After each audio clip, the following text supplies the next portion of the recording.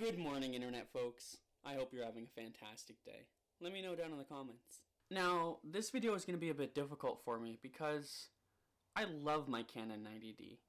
It's the first big boy investment that I made. The Canon 90D has been my daily driver for close to a year now. And unfortunately, I think I'm getting to the point where I'm starting to look for a new camera. I use the Canon 90D every single day, and there's a list of things that bother me. And they're just small annoyances, but when you have a bunch of them stacking up, it's time for me to look for a new camera.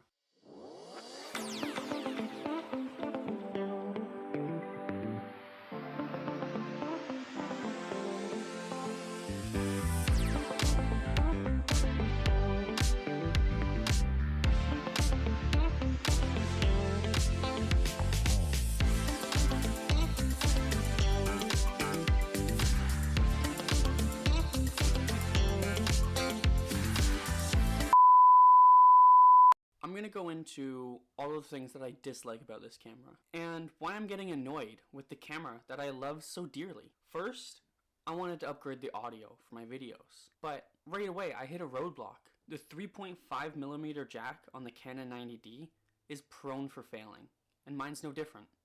It has failed. I've been reading on the interwebs that a lot of you internet folks are having the same issue with your Canon 90D's 3.5mm jack. And I'm here to give you some solace. Me too, buddy. Me too. When I'm using an external microphone to create my videos so that you guys have better audio, I've just made a video on the different microphones that I use for different scenarios on my channel. And I tried out a bunch of different microphones to see if it was the microphone that was causing the issue. And it's not. It's the Canon 90D. After talking with Canon directly, it's gonna cost me over $300 to fix and over 2 weeks without my camera that I use daily to make you guys videos. I'll leave some links down below from the blogs that I've been reading, but I want you guys to let me know, is this a common issue with your guys' Canon 90D? Have any of you guys had this issue? If you have, let me know down in the comments. I want to hear from you guys. What'd you do to fix it? Can you fix it? Do you just live with it? What do you guys do? The next thing I want to talk about is a little bit nitpicky, but it's the Q20 port at the bottom of the camera.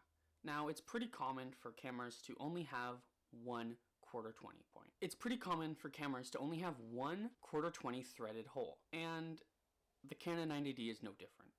But when trying to rig it and put a cage on it, it allows the cage, and by extension, the cheese plate, to spin and become loose. So how does Canon fix this issue? They put a locking pin hole.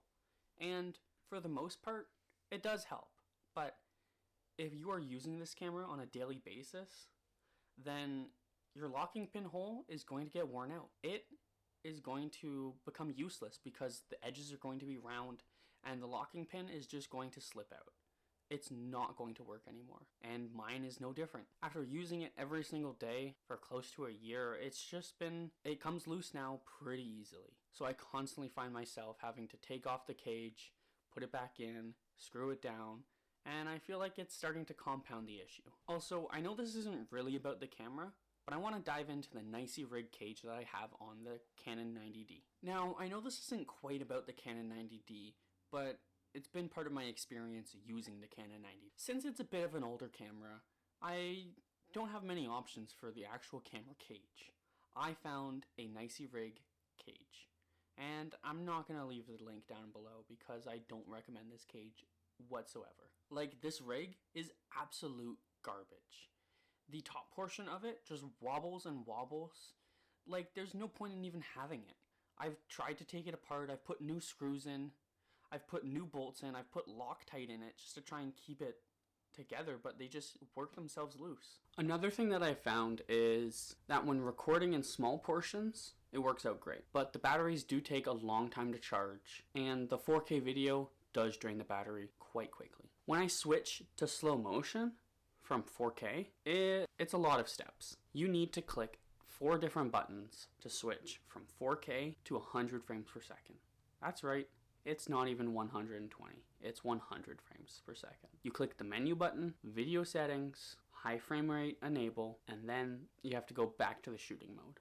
I'm not even including that stuff in the count of how many buttons. There's only really one high frame rate. 60 isn't really a high frame rate, but there's 100 frames per second. That's it. The only two frame rates that are useful for me is 24 frames per second and 100 frames per second. Now, there are quite a few different frame rates. You have 4K, 25 frames per second, Full HD, 50 frames per second, Full HD, 25 frames per second, Full HD compressed, 25 frames per second, and lastly, HD, 1080p, 50 frames per second. With all of these different video modes, you'd think there'd be an easy way to switch between them. There isn't. Not one that I've found at least. Whenever I use the program modes, switching between them, the modes never stay, like the settings just reset. So I don't know what I'm doing wrong, but it's just resetting down to a default setting. And if I managed to, I would have one of the settings uncropped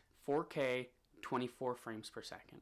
And the other program mode, because there are two, would be 100 frames per second. But at last, I have not figured out how to save the program modes. Now, using the viewfinder to take pictures, you get around 1300 to 1500 pictures. That's not bad. Now, when you're shooting 4K footage, it doesn't fare as well. Now, you can still get out like, a video or two, but that's about it. This isn't no V-mount battery. When shooting video, the record button is so small and hard to find, you have to reach around to the back of the camera and try and find this teeny little button. When actually recording, it can be quite hard to even know if you're recording because the only indicator on the LCD screen is a little red dot in the corner. It's quite easy to miss. And cameras like the Sony's or my R50, which I'm recording on right now, has a little red border indicator around the LCD screen so that you can actually tell when you're recording. Now, low light performance does have a lot to do with the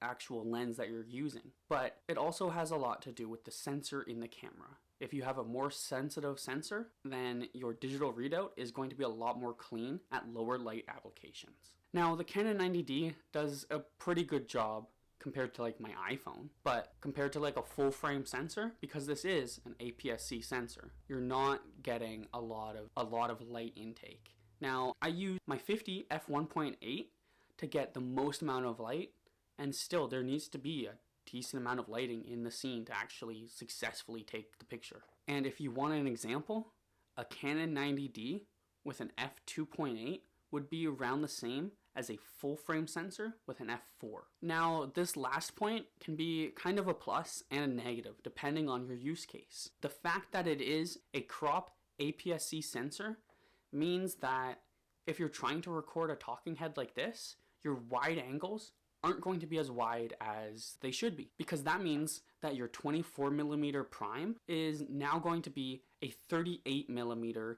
prime, and that's not that wide. And God forbid if you're trying to use your 50mm for a talking head, your 50mm on a crop sensor is now an 80mm.